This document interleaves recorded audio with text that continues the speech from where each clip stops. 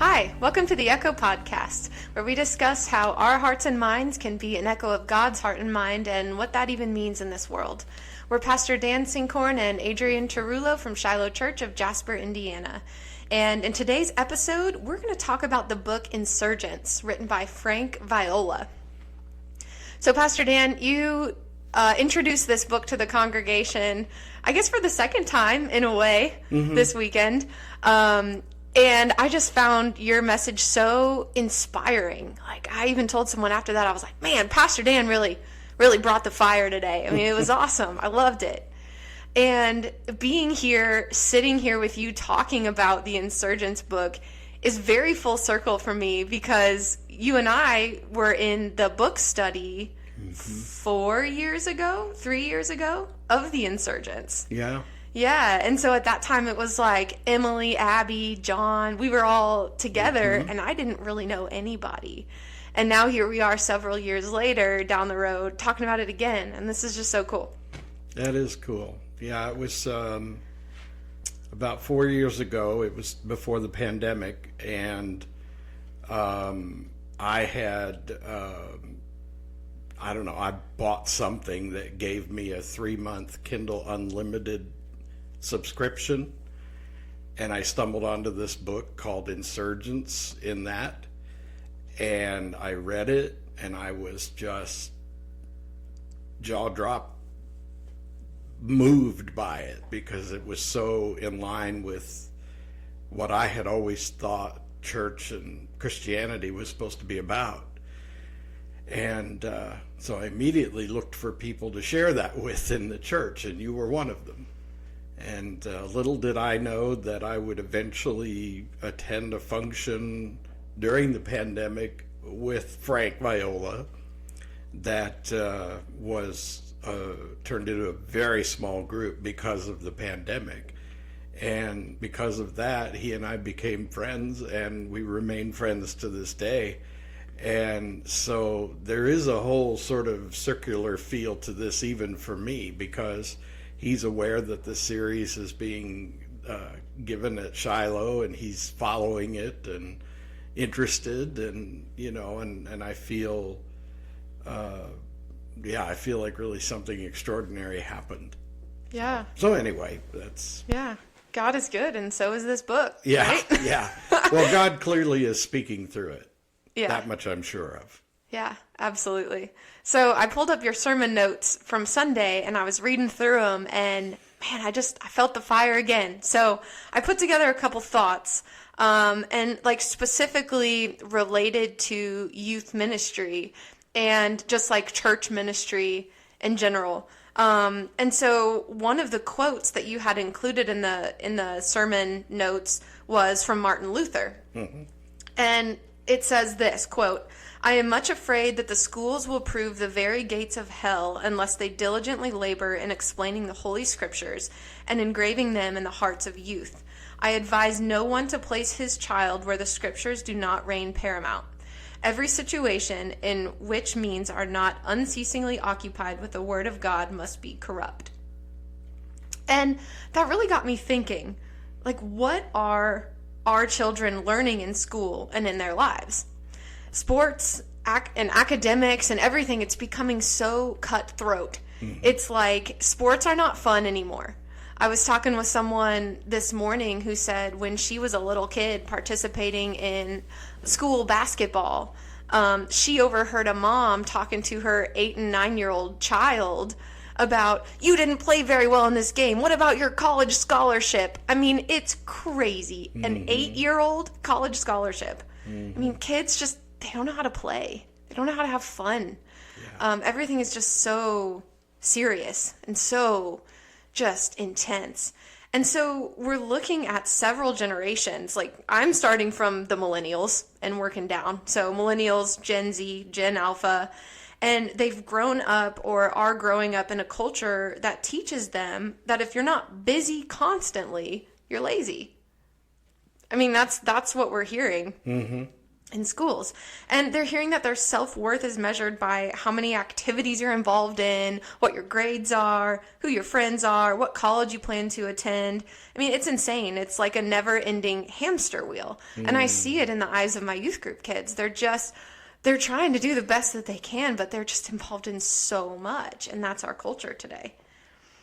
So I'm doing this online mental health ministry for the youth, and there was a statistic in there that said that 1 in 5 children in a given year will have a diagnosable mental health disorder. That's staggering. Yeah. And it's probably higher. I don't know how they arrived at that, but out of those kids, how many are actually seeking mental health care? And I can't help thinking about your friend and my daughter, Bethany, who's a school counselor. Yeah. And the stories she tells, obviously she doesn't betray trust, but she talks in general terms about the things she's dealing with, and it's epidemic. It is. I'd love to get her on here sometime on the podcast. That'd be really cool. Well, I think maybe the podcast will probably evolve into regular guest experiences. I don't know, I might have to get some more hardware and another microphone. I don't know. Yeah, that'd be so cool.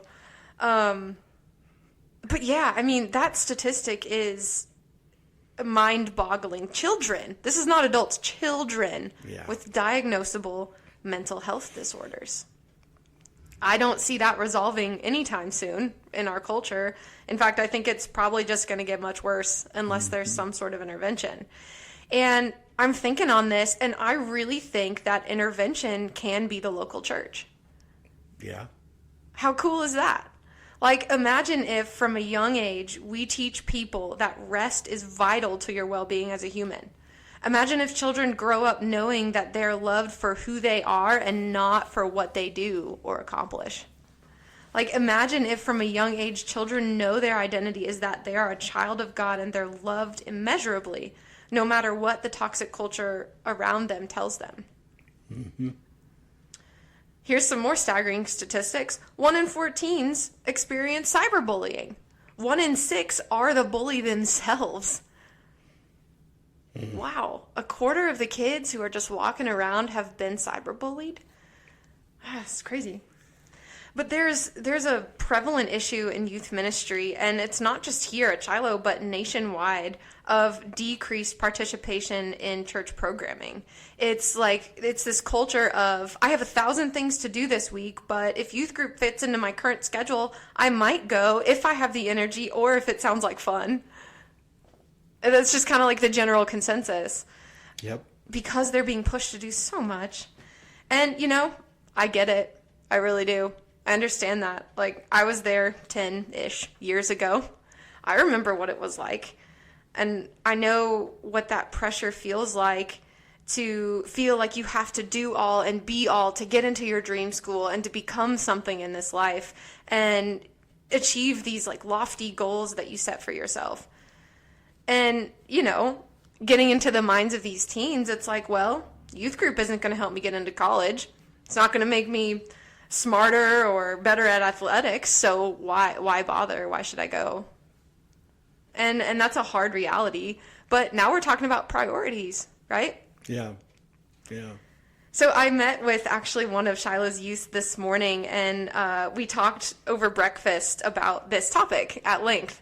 And it was such a great conversation. That's so cool. Yeah, it was so awesome, so fruitful, and I just feel so revived by our conversation. But she was saying this too, we're just trained at such a young age to grind and to run on this hamster wheel as fast as we can every single day. And there's this message of don't quit, keep chasing your tail, or keep chasing whatever you have your eyes set on. And of course, this spills over into adulthood. So now we're looking at several generations that prioritize everything except rest and spiritual health, right? I'm actually treating a patient right now. I work in physical therapy, for those of you who don't know, but I'm seeing a patient. She's like a young, middle-aged mom, and she has chronic pain. I mean, it's very clear. She has pain from head to toe. And there's a direct relationship to her like chronic high levels of stress to her chronic high level of chronic pain. Yeah. And that's really the case with a lot of chronic pain, actually. It's a lot of times stress related, and the body holds on to stress. And so I tried talking about it with her a little bit, about stress and different things in her session the other day. And I was like, well, why don't you try like taking a warm bubble bath, just breathe deeply, clear your head, maybe follow that up with a couple light stretches. And she laughed. And she said, I don't ever get one moment to myself. Ever. I never get to be alone. And she said, if I want to take a bath, I would literally have to check myself into a hotel room to do that. Wow. I'm like, wow. You know, I'm not a mom yet, but I have a chronic issue of creating busyness in my own life.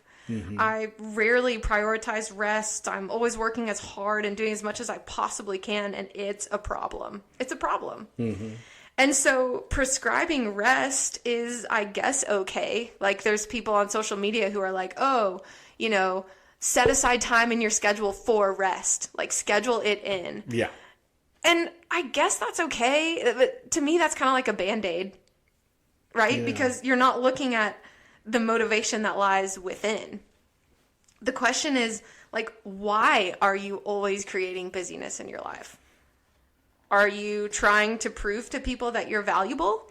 Like, as a human being, I have value because I'm always striving to better myself and those around me. Is it attention seeking? These are good questions. Is it because I believe that a component of what it means to be a Christian is to be a helper? Is it because I genuinely love putting a smile on people's faces? And that's definitely not something I'm going to hash out on this podcast for myself, right? But I think it's an important question for everyone to ask. Why are you so busy all the time? And as a church, this is an issue we're looking at square in the face right now, because especially here, we've been talking about how we can appeal to younger families and grow specifically in the younger generations. Yeah. Now, I love having good relationships with people older and wiser and stronger Christians than myself. And I think mentorship is vital as to our walk as being Christians. And honestly, you and I, our relationship is cornerstone to how I've changed and developed as a human and in my faith journey in the last 5 years, or give or take.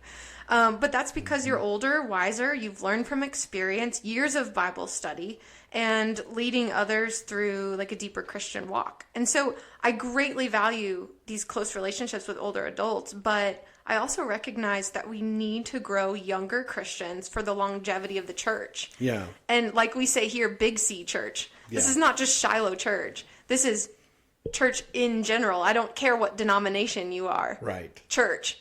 Right? Because this is not just our church that's having this issue. It's everywhere. So, how? Right? Like, how? How do we do that? We're looking at generations who don't have time. They don't have the capacity to participate in areas like volunteering or book studies or doing all of this programming. So it's a culture issue. Like, it starts here.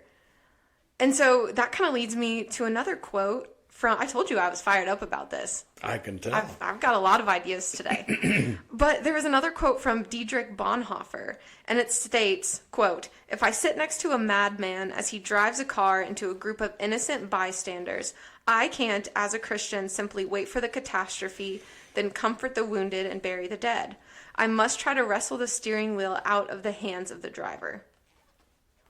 And I can't really help but apply that to this too, to this topic. It's like, so I love metaphors because they help me so much make sense of things. So I came up with one. It's like our lives are a video game. So we're driving behind the wheel and we're in this video game. We have to get as many coins and power-ups and super speeds as possible, as fast as we can. And, you know, oh well, if we run into a few people or things along the way. Right? We're like on this fast-paced mission. And we're going.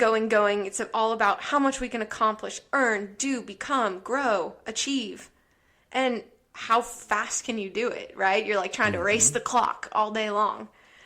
But at some point, we run out of gas because we're not a video game and we have to keep ourselves sustained. And so I've found myself many times looking in the mirror and being like, wow, I have run out of gas. I am burnt out, right? So how do we do that? How do we keep going, right? How do we keep nourishing ourselves week after week and creating these moments of rest when the culture is telling us something entirely different? So, here's a question for you. Instead of sitting back and waiting and nursing the wounded, like is in that quote there, we're called, so this is one thing that we are actually called to do as a church, right? Like we're supposed to be a hospital for the wounded and provide spiritual, what did we call it in the podcast a few weeks ago? It was like, we did like an emergency room analogy. Oh, well, I call it spiritual triage. Yes. You know, triage is the first step in every emergency room or emergency department, where the patients come in and you decide who needs the most attention first, you know, and it has to do with their level of urgency and the probable response, you know, and it's about prioritizing need and resources. Yeah. So we are called to do that as a church. Jesus tells us that, right? Mm-hmm. In a sense, like, you know, the sick need a doctor is what he said. Yep. But how can we also begin to change the culture here in Shiloh's microcosm? How can we prioritize rest and spiritually nourish ourselves so that we don't get burnt out as a whole? Well, you know, I try to do my part by giving people an opportunity for a 20 or 30-minute nap every Sunday morning. Joke, I hope. I wasn't sleeping this weekend. You can tell that. Well, you know, you've just given me a lot to respond to, and I think I'm going to try to backtrack through your thoughts and the busyness that you described. I think it's definitely a consequence of a epidemic of egocentrism in our culture. Egocentrism is not the same as egotism. Egocentrism is an inordinate focus on the self. It's not necessarily a self-serving state of being in that you exclude others. You know, in other words, when we think of somebody who's egotistical, we tend to think of that image of the person who struts around thinking they're smarter than everybody, better than everybody, who thinks that the rising of the sun and the moon depends on them somehow. You know, that's what we tend to think of, you know, sort of a diva or something like that. But egocentrism is really just a word that describes internally focused being, you know, that you go through your days always viewing everything and encountering everything from a selfish point of view. Like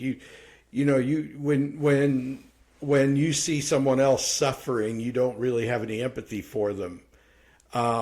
You only see them as being present if somehow they are an obstruction to you doing what you wanted to do. So an egocentric person could be on their way to the movie theater to go watch a show they really wanted to see. And they drive past a traffic accident where people are maybe injured or at the very least terribly inconvenienced. And their immediate thought is how can I get around this and get on my way to where I want to be? And then maybe they get out of their car and they walk across the parking lot to the movie theater, and there's a person begging for spare change or whatever, and they are immediately questioning how they can get where they want to go without having to encounter this person, because they just don't want to, And it's because they're focused on their particular want or need. They get in line at the movie theater and they're frustrated because the line is so long and all these people ahead of them want the same thing they do, but that doesn't really matter. They're just between me and what I want. And on it goes. So that's egocentrism. It's not mean-spirited. It's not arrogant. It's just an indifference to anything that doesn't immediately affect your self-interest. If an egocentric person gives a gift to someone, they are more concerned about how that person is going to make them feel as they receive the gift. Right? So they go and they buy a gift thinking about what it will do in the recipient to cause you to feel good about yourself. So you say, if you're egocentric, you think, well, I'm going to buy a birthday present for my friend Adrienne, and so I'm going to go looking, and I look at something not from the point of view of whether you would particularly value it or whether you would particularly appreciate it, but the question is do I think this gift will cause you to compliment me or praise me or cause other people to admire me for giving so extravagantly or whatever. That's egocentrism. Egocentric people look at the world, say, as Christians, as, look at all the good I do with my missions giving. I went to a mission project and helped those poor people, and that's egocentric. It's always thinking of everything in your own self-interests. And even the people closest to you experience your egocentrism. So now that I've defined that term that I've chosen to use, I'll take you back to my original point, which is I think we have epidemic egocentrism in our culture. And I've thought about that because I think you will hear people in our culture and in commentary about our culture, they'll say we have epidemic narcissism. And that's a much more common expression than the one I used with egocentrism. But I don't think that is an accurate description of the problem. Narcissists are people who are like the egotist. They're the person that is just really obsessed with themselves. And to be honest with you, narcissism or narcissistic personality disorder, borders on antisocial and I just lost my term, but it borders on more dangerous personality disorders. It doesn't take you far from narcissism to being somebody who has an incapacity to empathize with anyone, and in fact you don't sense anything. You don't have feelings. That this is the word I'm looking for, is a sociopath, right? So narcissistic personality disorder is real close to sociopathic personalities, and then a psychopath is even worse. And I think, just in my experience as a pastor, I've encountered these personality disorders and mental illnesses. I've encountered them in churches all through my career. And they don't all turn out to be serial killers and stuff like that. Many of them are just people who simply have no capacity to relate to others and to care or in any way comprehend their impact on others. They just, so I think narcissistic personality disorder is not the problem. You're describing the parents who drive their kids to be busy and work on their college education at 8 years old. And see, I don't think that's really narcissistic as much as it is egocentric. Mm-hmm. And I think that the egocentrism is something that our culture has proliferated. You know, our culture uses words in advertising like, you deserve this. You're entitled to that, you know, and so in order to get you to spend money and to get you to do whatever the advertiser or the person who's conveying the message, whatever they want you to do, they appeal to your self-interest. You don't see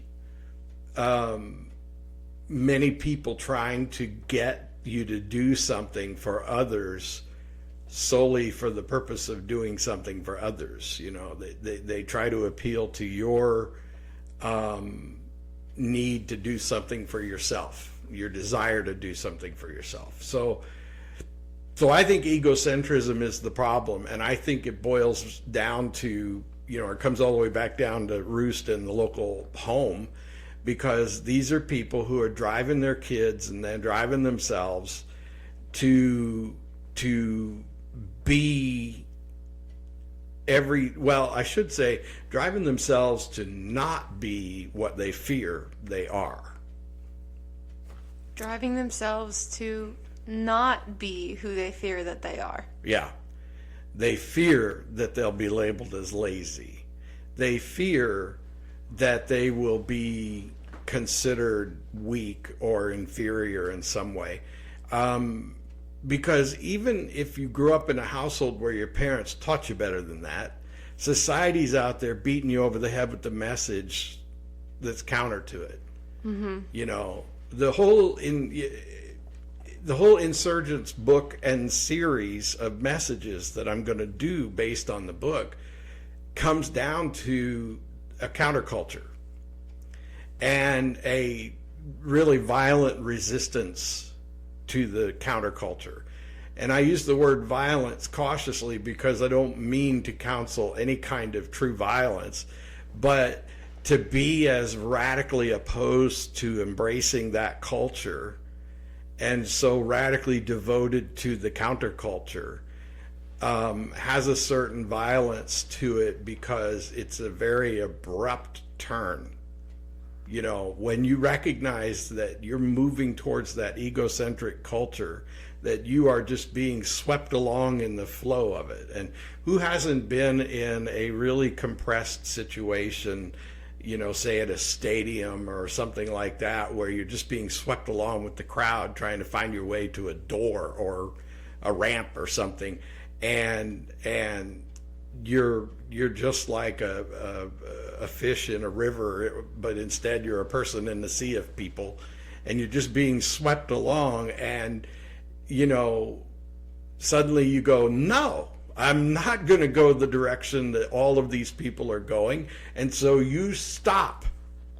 And then suddenly people are bouncing off of you and they're yelling at you and they're trying to get around you. And then, as if that's not enough, you decide to turn and walk in the opposite direction of the flow of things. And then you're seeing face to face all these angry people who are mad at you because you're going against the flow, and they're trying to avoid running into you, and some of them are pushing you out of the way because they don't even care, you know. And so that's what this is about. This is about saying, I'm going to take the hits and I'm turning in a different direction, period. You know, being a Christian starts with repentance, and repentance means turning in a new direction. And it should be an abrupt and violent change. It should be like slamming on the brakes and causing your car to skid. It should be like taking a hard turn and squealing the tires. You know, that's what a repentance is. Okay, I'm going to play dumb for a second, but hear me out. So, I'm someone who's walking in the crowd. I love your metaphor. This is great. So, I'm walking in the crowd along with everyone, and what is it behind me? If we're talking about Christianity, what is that? Why should I turn around, take the hits, and swim upstream, basically?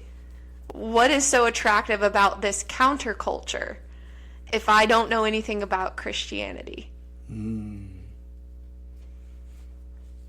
Well, I'm usually pretty quick with a response, but I have to think a little bit. My first initial reaction is the Bible tells us very explicitly that darkness represents evil. It represents the house of Satan. Please don't take that term too seriously. It's like I'm trying to say, Satan has this place where he lives and it's dark.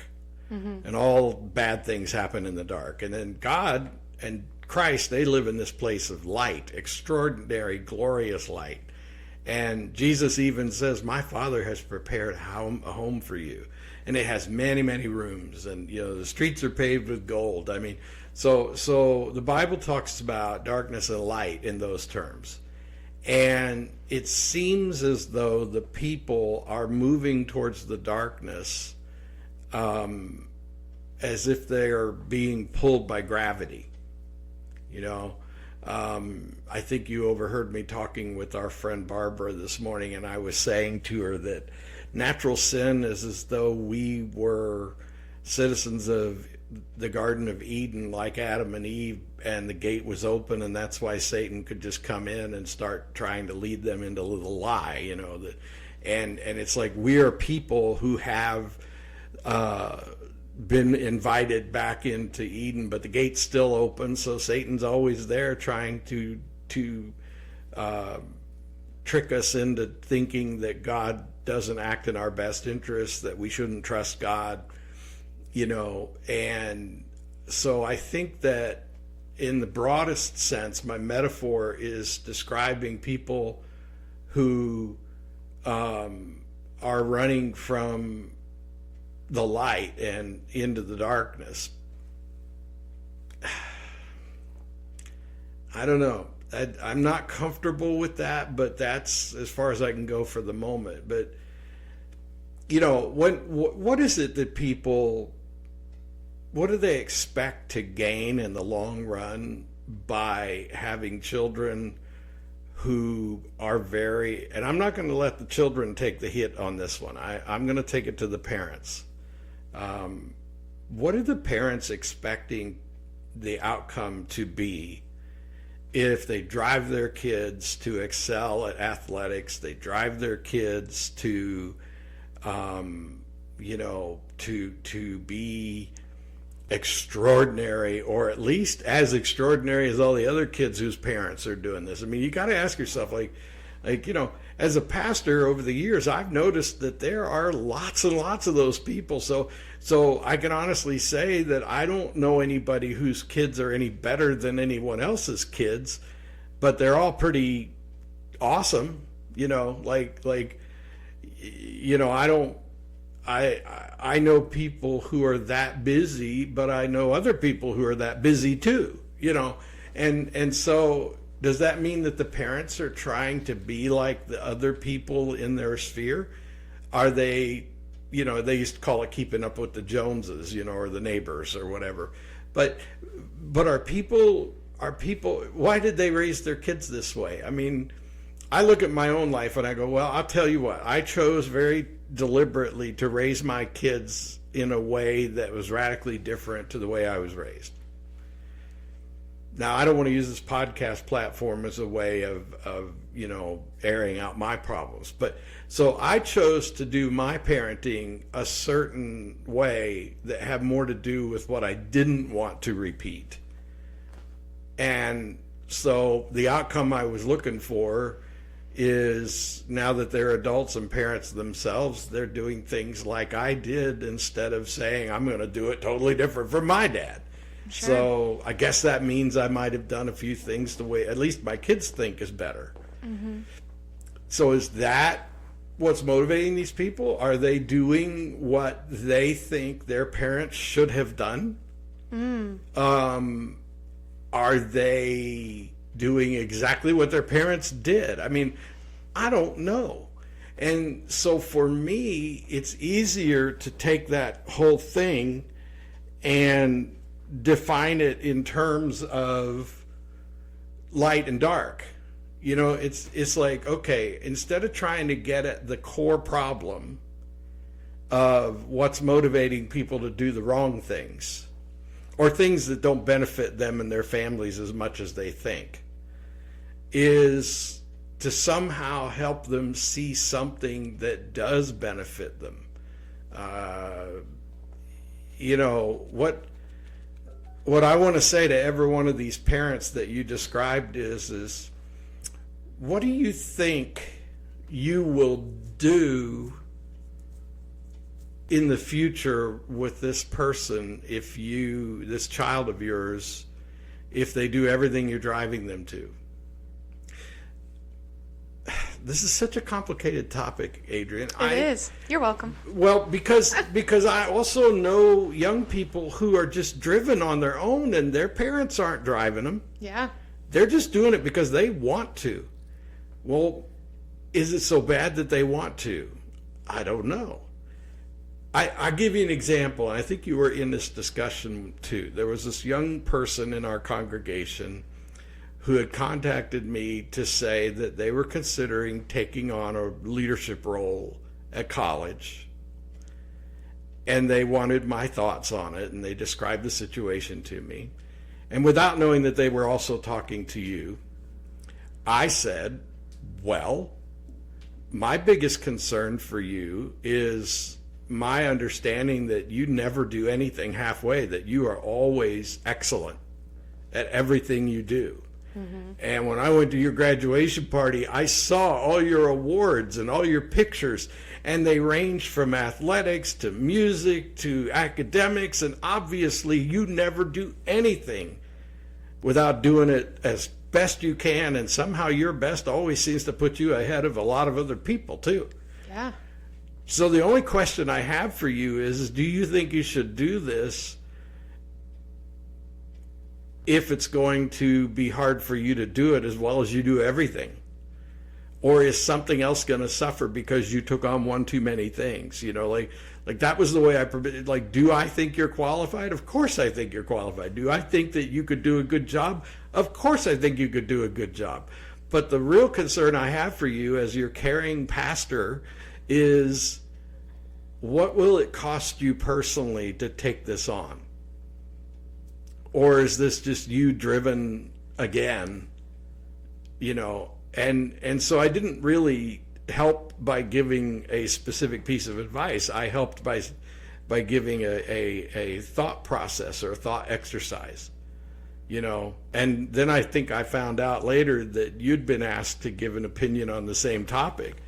And I'm pretty sure, if I remember right, you said the same thing to this person. Yeah, I was sitting here thinking my advice was pretty much the same. It was a little bit more diluted or like watered down a little bit. But yes, I know this person too, and I can relate to this person on a deeper level. And I was just like, yes, I mean, do you have the capacity for this? Ask yourself, you know, what else is going to have to suffer, that kind of thing. And I think gifting someone a thought process and teaching them how to think through things is a much better gift than a piece of advice. Yeah. Right? Because it's like, you know, you can feed a man a fish, but something about teaching them to fish for themselves. You know what I'm talking about, yeah, right? Well, and it's that critical thinking that we talk about often. I think critical thinking is a vital skill that a lot of people lack. And although I'm certain that this person has that skill, but right. In that case, then we're really just giving them some new data to crunch. Yeah. Because they already know. But again, I haven't solved anything. We haven't really resolved anything, and we're kind of up against it today on our time. But you know, you put together a really profound, you know, discussion about, how we spend our lives. And one of the things I want to come back to that you talked about was the importance of rest and being idle and all of that. And I think that somewhere in this discussion, one of the kind of core threads is this need to do something that produces something. Mm-hmm. That somehow we have found ourselves worshiping the idol of productivity. Mm. And why do schools, when they're faced with tight budgets, why do they always drop arts and music and stuff like that? Why do they drop the arts, but they build very expensive stadiums to play football in? Why do schools, when their budgets are hurting, cut the library's budget and things like that? And I think it really boils down to the fact that people in charge of the money are trying to invest in the things that are the most productive. They're looking for something that generates outcomes that you can immediately measure. And I think that we kind of have this sort of egocentric and borderline narcissistic culture in our society that is so pervasive that we don't realize that we don't value things that don't appear to produce anything. But I think we know. This is the problem, and this is why my feelings about this are so incomplete. I think we know that those things are of value. It's like the art museums haven't gone out of business, but what kind of people do you see standing in front of a painting for a half an hour studying it? It's not productive people. Well, maybe it is, but see, hey, people who like art, don't be mad at me. That's not the point I'm trying to make. I like standing in front of a painting and look at it. I remember looking at a Monet painting in Chicago for a half an hour one day, just staring at it, like counting the dots, and not so much counting them as admiring how they were just all these little dots.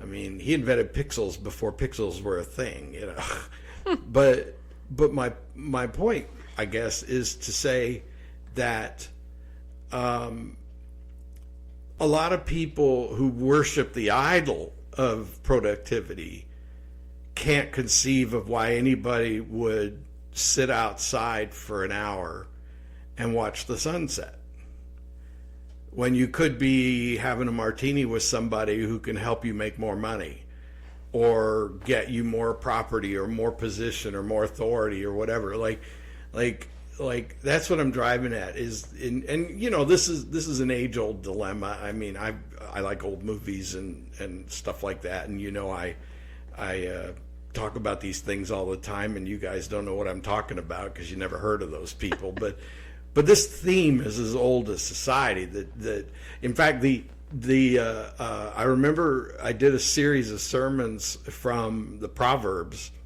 where Solomon wrote all these really depressing things, and I decided that Solomon was clinically depressed. My impression of Proverbs is that it was written by, or not Proverbs. I said Proverbs, but I didn't mean Proverbs. Or did I? Oh, this is what I get for just shooting my mouth off. Proverbs. It was Proverbs. Anyway, there's this place where Solomon is describing a guy, working his tail off, and then at the end it doesn't really amount to anything. It's like he's just depressed. And he's basically describing the folly of being on the treadmill to oblivion that you described, people just going on and on and on and on and on. And for what, right? Mm-hmm. And you realize that, when you die, you're going to leave everything you ever earned or created or generated behind.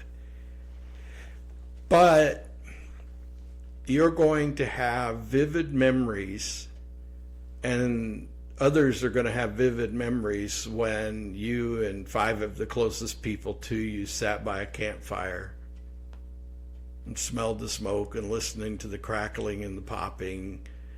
You know, you looked up at the stars and you talked about things that matter and you took it slow. You know, you're going to remember that in eternity. And I think that's a very important countercultural shift that you're describing, because we as Christians believe that there is an eternity, and that when you die, if you're a Christian and you believe that Jesus Christ is your Lord and Savior, this is not easy believism, right? Like you talked about on Sunday, but like if you truly believe in your heart of hearts that God and Jesus are your Lord and Savior, you're going to go to eternity because that's their home. That's where they live, and you want to be with them. You're already in eternity. Yeah. I right. mean, it's so easy for us to think of them as being separate. Yeah. But when you're born again, you just entered eternity. You just haven't moved to permanent physical existence yet. Yeah. But I don't want to shoot. I don't want to. That's okay. Yeah. That's always been a weird technicality that I can't let myself forget it. But the bottom line is there is a shift there. Like, we believe in eternity. We believe in life after death. That's like one of the cornerstone things in Christianity, versus someone who doesn't believe that there's anything after death. If after death there is nothing but darkness, and you just become dust and there's nothing, why wouldn't you work as hard as you can for your entire life to accomplish as much as physically possible, knowing that this is your one shot? And when you die, that's it. There's nothing else. You know, I think you've rounded this out perfectly with that, because if there's a point to this Insurgent series that I want people to take away, because the book Insurgence is subtitled Reclaiming the Gospel of the Kingdom. The kingdom is eternal. The kingdom is not of this world. It's not a kingdom that you can find on earth. It's a kingdom that exists. It's transcendent. It exists in and out of time and space. It's the kingdom of Christ, and wherever Christ the King is, you're in the kingdom if you're with him. So if I am subject to his authority over my life, which is a very benevolent and generous authority, a grace-filled authority, then I am a subject of the kingdom of Christ, which is everywhere and always and for all time, and it's outside and inside space and time. And so the whole idea of being a citizen of Christ's kingdom, that's good news, because there are no other kingdoms that ever were or ever will be that can offer you all of that, and free of charge. You know, you just embrace it. The hardest price you have to pay, the highest price you have to pay, is some self-reflection that makes you realize what a dismal, miserable person you are without Christ. You know, and you just described it, because that would be the treadmill of Oblivion lifestyle. You know, I've had gerbils and hamsters, and it sounds like you have too. And what do? All night long, run on that stupid squeaky wheel. For what? And you know what? Every one of us who's ever had a gerbil or a hamster knows that it dies. Sooner or later, one day, you look in there and it's just laying there stiff as a board and gets buried in the backyard, you know, and that's really what we're describing if you do not have citizenship in the kingdom of Christ. And the problem is the world is trying to sell us the idea of the hamster's existence. You know, the world's trying to, and I guess my final point, Adrienne, is this. The Insurgence series that I am preaching is directed at people in the pews. Pretty much 100% of my ministry has been to church attenders. In other words, I don't do like public evangelism. I don't go and you know, preach crusades and things like that. That's not my thing. I serve as a pastor and I care for the flock. And what I know about every flock I've ever been charged with caring for, that there are quite a number of the people within the flock who are Christians on the treadmill to oblivion. They have not embraced the kingdom of Christ and the freedom that it gives to not produce anything of any particular value to yourself or the rest of the world, to simply be available to the King, Jesus Christ, to do whatever he calls you to do. And he might call you to sit by the Sea of Galilee and watch some guys fish for half a day. And then he'll say, now watch what happens. How's it going? Did you throw your net on the other side yet? You know, watch this. You know, see, that's productivity in the kingdom of Christ. He's never in a hurry. There's no urgency to get it done and get it done now. And honestly, that's what I want. You know, I mean, I really worry more than anything about Christians on that treadmill to oblivion. That's my biggest passion, is getting people in the pews to wake up to the fact that they have blended the ideologies of our society with their Christian ideology and somehow created this diluted mix that makes them feel prosperous and successful because they're Christians, when in fact being Christian had nothing to do with it. I love that perspective that you just painted. And another countercultural moment there of like heaven and eternity means that you no longer have to serve the idol of productivity. Mm-hmm. You no longer have to toil and work and grind and suffer and feel exhausted. And you just get to sit and rest and live in the glory of God. Mm-hmm. Who doesn't want that in the world that we live in today? That's attractive. Yeah. That's the light. And that's just, you know, folks, don't get the impression that we're saying that you don't need to earn a living. Right. Right? But if that's what it's about, then that's what it's about. If you're called to something in particular and it gives you joy and it is part of God's plan for your life, great. But it's not as though we're saying you should be unproductive to be a good Christian. We're saying that Christ should be your God, not productivity. That inasmuch as it serves my Lord and Savior, Jesus Christ, my King, I will work to that end. And what I will get in exchange for it is a roof over my head, food on my table, and the various things I need. And when my life is over, it's over, and I'll leave the roof and the food and all that behind. Yeah. Yeah. I think what we're talking about is when it becomes unhealthy. Mm-hmm. Yeah. When it takes away from your joy of life. When you're a Christian on the treadmill to oblivion. Yeah.